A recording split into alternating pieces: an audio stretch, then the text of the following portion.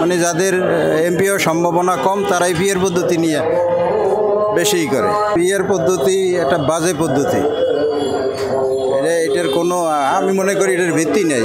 PR পদ্ধতি বলতে আমরা জনগণ কিছু বুঝি না। পিআর পদ্ধতি মানে আমি ভোট দিলাম জিয়াউর রহমানের তারেক রহমানের সংসদে দেখলাম হিরো আলম বয়ে রয়েছে, এটা হলো পিআর পদ্ধতি। পিআর পদ্ধতি আমরা চিনি না, পিআর পদ্ধতি আমরা মানি না, এবং দেশে ফেতনা ফাসাদ আরও বেড়ে যাবে। এই পিআর পদ্ধতি বিএনপিও মানে না, এই আপামার জনসাধারণও এই পিআর পদ্ধতি মানবে না। পিআর পদ্ধতিটা আমাদের এটা হলো উন্নত গণতন্ত্রের জন্য। আমাদের দেশে গণতন্ত্র নামে না, বুঝে কয়জন। যেসব দেশে পিআর পদ্ধতি পরিচালিত হচ্ছে সেই সব দেশের ধারে কাছেও আমাদের বাংলাদেশ নেই।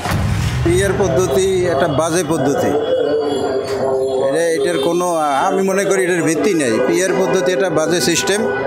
এটা আমি যদি 5 ভোট পাই আমি একজন এমপি হব, এটা তো ঠিক না। আমার জনভিত্তি নাই, এলাকায় গণভিত্তি নাই, দলের নাই, ব্যক্তির নাই, কিন্তু পিআর পদ্ধতিতে আমি হয়তো একজন এমপি হয়ে যাবো। এই জন্যই যারা মানে যাদের এমপি হওয়ার সম্ভাবনা কম তারাই পিআর পদ্ধতি নিয়ে বেশিই করে। সবাই মিলেমিশে থাকাই ভালো।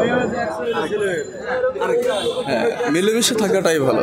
পিআর পদ্ধতি বলতে আমরা জনগণ কিছু বুঝি না। পিআর পদ্ধতি মানে আমি ভোট দিলাম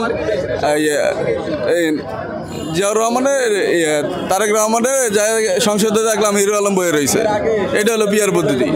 পিআর পদ্ধতি বলতে পিআর পদ্ধতি তো এখনও আমরা এটা বুঝিই না। ভোট দিব কিভাবে? সাধারণ মানুষ তো পিআর পদ্ধতি কোনো বুঝেই না, ভোট দিবে কীভাবে?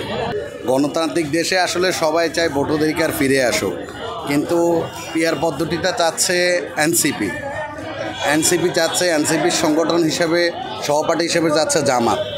তো সেই সুবাদে বাংলাদেশ ন্যাশনাল জাতীয় পার্টি বিএনপি তাদের যে কারিকুলাম অনুযায়ী বা রাষ্ট্র পরিচালনার ক্ষেত্রে তাদের আগ থেকেই যে তাদের অভিজ্ঞতা আছে, তারা সব কিছু মিলিয়ে চায়। পিআর নির্বাচনটা তারা পছন্দ করে না, তারা চায় না।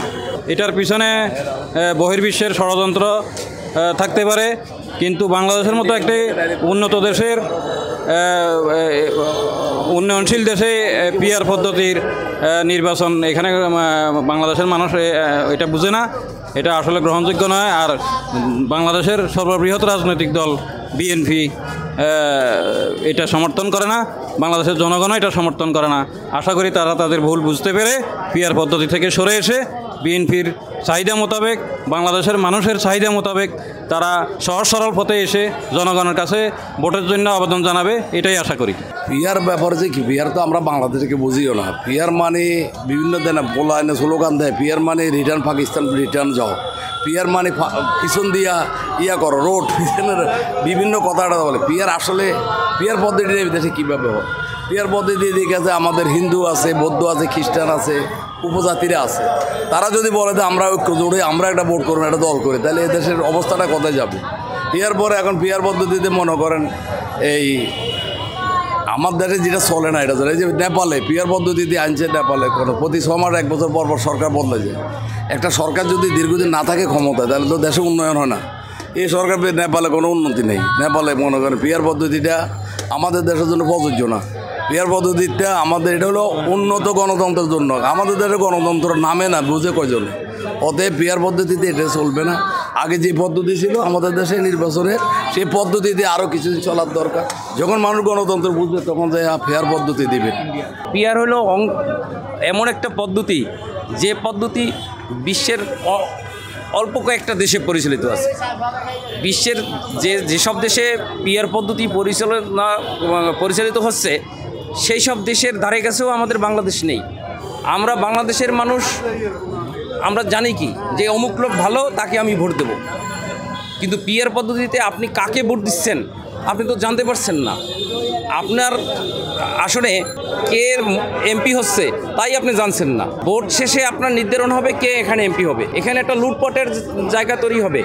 এখন নমিনেশন নিতে অনেকে শোনেন না যে এই টাকা লাগে, এই লবিং লাগে, তখন ওই একজন এমপি হইতে কয়েকশো কোটি টাকা লাগবে। এখানে একটা দুর্বল গণতন্ত্রের পদ্ধতি তৈরি হবে এবং দেশে ফেতনা ফাসাদ আরও বেড়ে যাবে। এই পিআর পদ্ধতি বিএনপিও মানে না, এই আপামার জনসাধারণও এই পিআর পদ্ধতি মানবে না। পিআর পদ্ধতি আমরা চিনি না, পিআর পদ্ধতি আমরা মানি না।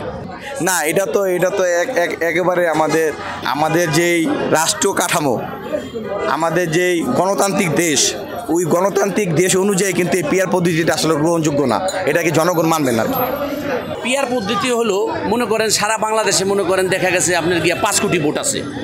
5 কোটি ভোট থাকলে দেখা গেছে যে বিএনপি সমস্ত আসনেই মনে করেন আপনার গিয়া জয়লাভ করছে।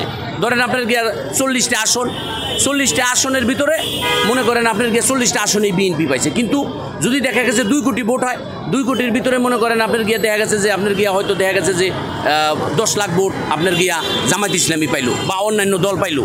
তখন দেখা গেছে কি যে আপনার গিয়ে 10 লাখ ভোটের কাউন্টিংয়ে ওরা দেখবে যে আপনার গিয়া মনে করেন 100 আসন, 100 আসনের ভিতরে ওরা মোটামুটি 15টা আসনের মতো নিয়ে যাবে গা। তার কারণ কি এই পিয়ার আসন অনেকে তো বোঝে না, গ্রাম অঞ্চলের মানুষ বা দূরেদারের মানুষ পিয়ার সম্বন্ধে জানতে হবে যে মনে আসনটা কি। যেমন আপনার কিছুদিন আগে পাকিস্তান আর বাংলাদেশ খেলা হয়েছে, বাংলাদেশ কিন্তু দূরে যেছে, পাকিস্তানে একটা যেছে, রান হারের অনুপাতে ওরা যেছে এই হিসাবে গড়ে। তো পিয়ার পদ্ধতি এটা জনগণকে এটা জানাইতে হবে, আমাদের সবারই সচেতন হতে হবে। আমরা যারা বিএনপি করি আমরা পিয়ার পদ্ধতি মানি না। আর পিয়ার পদ্ধতি মনে করেন যে কালকে একটা দিছে বুড়িগঙ্গায় আমরা ভাষায় দিছি পিয়ার পদ্ধতি। পিয়ার পদ্ধতি বাংলাদেশে আসলে ওইগুলা হইলো ওদের সুবিধাবাদী দলের ঘোষণা, আমরা এগুলো মানি না।